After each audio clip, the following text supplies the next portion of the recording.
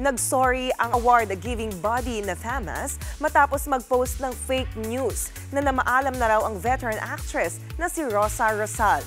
Sa kanilang statement, pinagsisisihan daw nila ang dinulot nilang kalituhan at pagkabalisa ng mga malalapit sa aktres at ng publiko. Nanindigan naman sila na pinahahalagahan nila ang katotohanan.